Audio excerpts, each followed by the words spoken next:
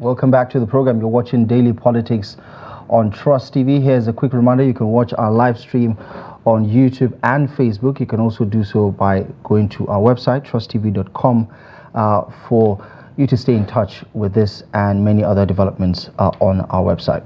All right, let's segue into one of the biggest conversations over the past couple of weeks since the surge in the price of PMS, also known as petrol. Joining us to discuss the recent price template that has been given out by the NNPCL is Olabode Sowunmi. He is an oil and gas expert. He'll be helping us navigate some of these developments. We also hope to speak to Abubakar Megandi, who is the president of the Independent Petroleum Marketers Association of Nigeria, who will be joining the conversation virtually. But we start here in the studio with Mr. Olabode. Good evening to you, and thank you so much for joining the conversation. Good evening. Pleasure. I'd like to get your thoughts on this one, because Nigerians are scratching their heads. We thought Dangote's refinery coming on board would change the game, and perhaps Nigerians don't have to struggle to, cough up their empty pockets to buy petrol at an exorbitant price. But recently, from the back and forth from the Dangote refinery, from the NNPCL, it looks as if we're in the same tight corner. Help Nigerians understand why it is that, despite local refining, we're still having to pay over 950 in Lagos and over 1,000 naira in faraway Borno State. Thank you. I think one of the challenges with respect to the expectation has actually been the reportage. In other words, the kind of information and analysis that Nigerians were being fed were somehow such that, without them saying it directly, gave the expectation that Dangote was coming in as a savior. And the interpretation of that is lower prices. But what the analysis did not do is that Dangote refinery is not government. It's not an NGO. You see, those two places, civil society, NGOs, government, their primary purpose is not necessarily profit. Their primary purpose is development. So government can run an institution, they can run a company, they can run an organization that is making laws as long as it is developing the people, as developing society, and ensuring that certain societal needs are being met. Dangote refinery is not that. Dangote refinery is a pure business concern, which means that some people have taken a loan or have gotten some capital, and their primary interest is to make profit and to take care of their stakeholders. That part of the information was not being clear. So when you have, yes, Dangote refinery will change the game, and it is changing the game, but it's not changing the game in the direction that Nigerians think. What Dangote refinery will bring to the table is competition. One way or the other, it will bring greater amount of efficiency to the table, but it's not going to give you a price that is less than cost price plus a little profit for them. So what Nigerians have not looked at is how international pricing arrived at in any way. And if you check, you have the price of crude oil, which is a very strong determinant. You have the price of processing it, which is a strong determinant, and which goes into the price of the distribution network. All those factors are there. And as long as something is costing, let's say for example, 800 naira. If it costs 800 naira and somebody is selling it at 600 naira, there are two things. The person selling it to you is either giving you a discount, or the person distributing it is distributing at a loss. That gap of 200 naira does not get missing. It does not go into thin air. So the accurate understanding of how crude oil is processed, bought, and distributed is what was not properly, and Nigerians were not properly educated in it. And that's why, for some reason, they had that expectation. And those who ordinarily should have maybe corrected that notion didn't want to, because it was not politically correct at that time. I mean, at the time... So you think Nigerians were deliberately misled? Deliberately having high hopes? Deliberately misled may be a very strong term. Maybe inadvertently misled. In other words, when it's like saying you have an employer who is going to employ people, and it's a startup, but people generally have the notion and the perception and the thinking that that job is going to be like working in Microsoft in the US, whereas it's a startup job. So it is not necessarily in the interest of the owner of the job to tell you that this job is not as fantastic as you think. He will say, well, come in, you adjust yourself. So when all those rosy expectations of Dangote was coming into the play, as long as he was not the one consciously saying that, he did not see any reason, or the system did not see any reason to start to be cautioning or killing the hopes and expectations of Nigerians. I think I understand that point of view, because Nigerians at some point have championed Dangote, the refinery, as pro-Nigerian, for Nigerians, and of course have seen the government and the NNPCL as standing in the way of that happening. Although right now you get a sense that the public is disappointed with this new price regime. But also explain to me your understanding of the relationship the business relationship between Dangote and the NNPCL, because they seem to always go at each other in a public with their press statements about what they are doing. Dangote wants to make it very clear that he's not in control of price, he's just selling this product at X amount to NNPCL. Then NNPCL gets to determine at whatever price is going to sell to marketers and every other distributor within the country. What do you make of the back and forth between the Dangote refinery and NNPCL? I think they are a bit normal. They are quite normal. It's just the fact that the back and forth is affecting directly the lives and the life system of Nigerians. So when you have a trader and a buyer, it's normal for them to haggle. It's normal for the trader who is selling. If you, for example, you want to sell a ram, you go to Kaswa and Dabobi, and the person selling you the ram probably just bought a new set of rams from maybe even Niger, where it cost significantly lower, and somehow he got it into Abuja. He can cry and say, these rams, if I'm selling it to you at 1,000 naira, for example, when the actual landing cost for him is like 300 naira, and if he sells it at another 300 naira, he has made good for 600. But he can insist that he's selling at 1,000 naira and say, oh, all the factors, the economy, all the things that people say. And then the guy that is buying can actually afford to buy it for 1,500. But he decides that if he buys it at 1,000, he has made it. So it's between the people that are haggling.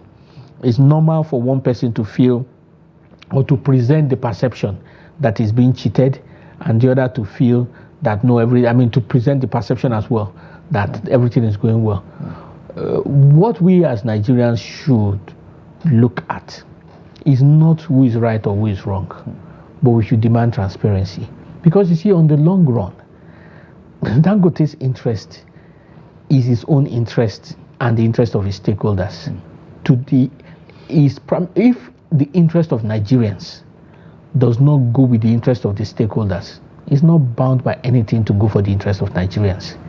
So we as Nigerians, we should not look for villains and heroes. We should just look for what is in our own best interest.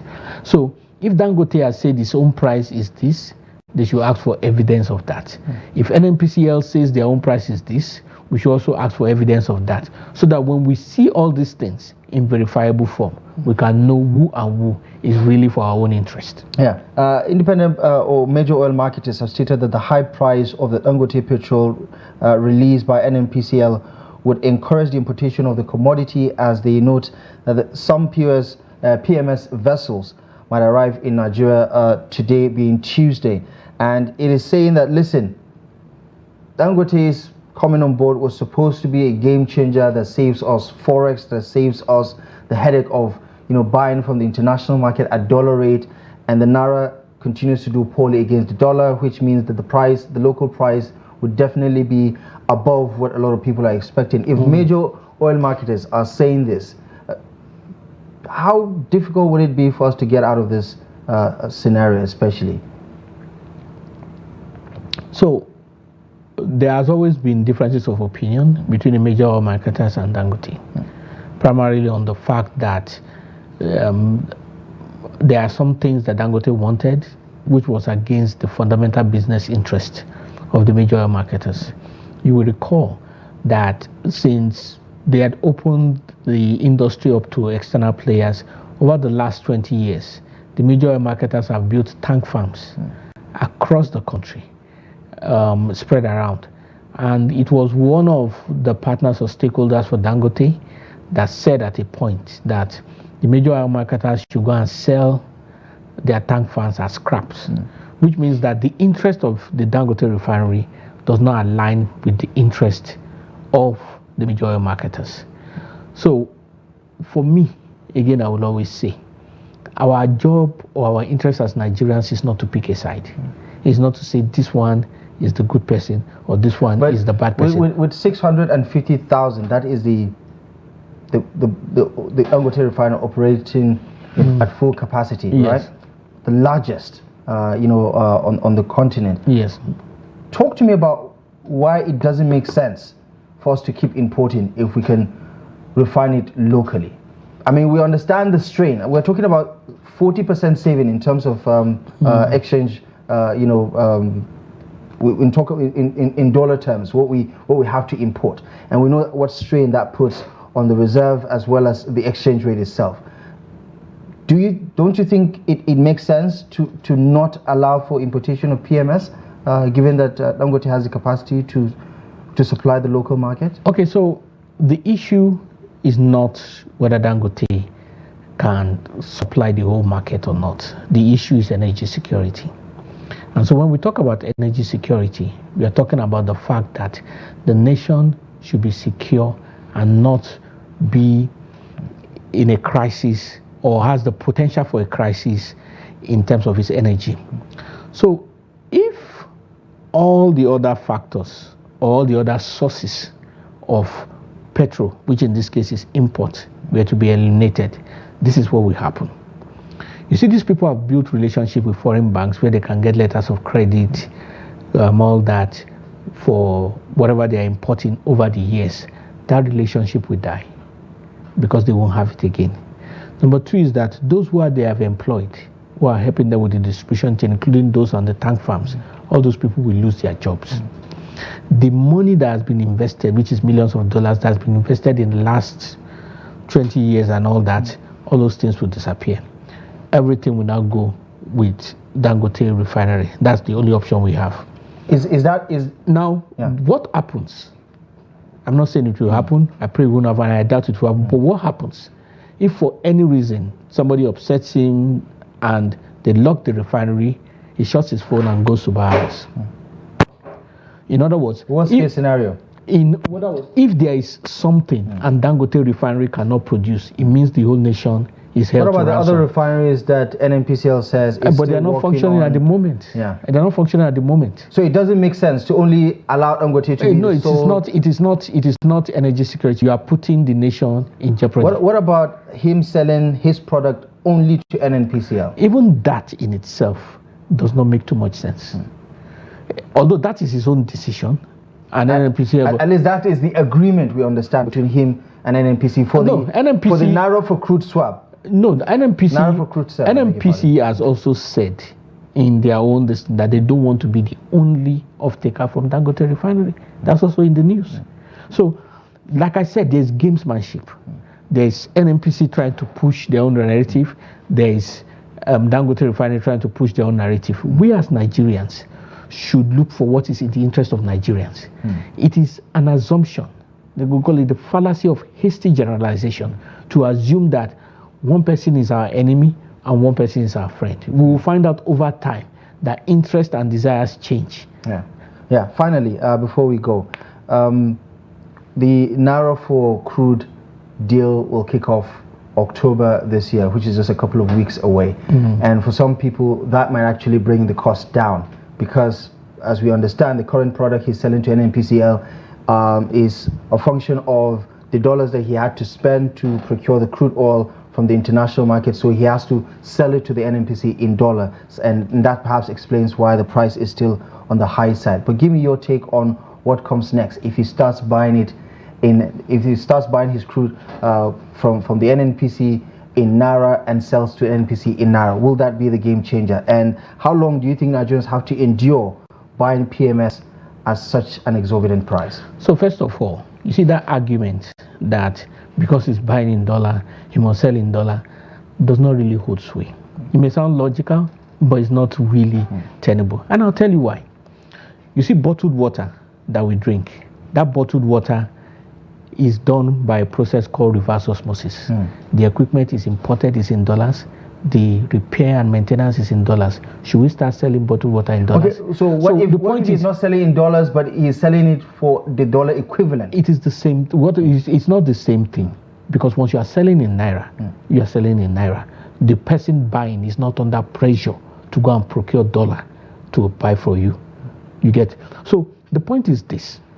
If he wanted to sell in Naira, we'll sell in Naira and the but you see, in his own case, what has happened with the crude oil being bought in Naira is that they are going to peg it for him. Okay. So even when there's fluctuation, he'll still buy at the same price, which technically is some kind of subsidy for him. But it is now left for him to sell at a price that will be friendly. That's also his own decision. Okay, I'm afraid we're going to have to leave it here. Interesting conversation, but the next couple of days and weeks will promise to be quite interesting to see how things unfold. We're going to have to leave it here for now. Olabode Sowunmi, thank you so much for providing your expert analysis on this conversation. Thank you so much for joining us. Thank you. The pleasure is mine. All right, that is all the time we have on the program tonight. Thank you most kindly for joining us. We'll be back tomorrow live at 8 p.m. exclusive as always on Trust TV. My name is Abdullahi Ahmed. Thank you for your time. Good evening.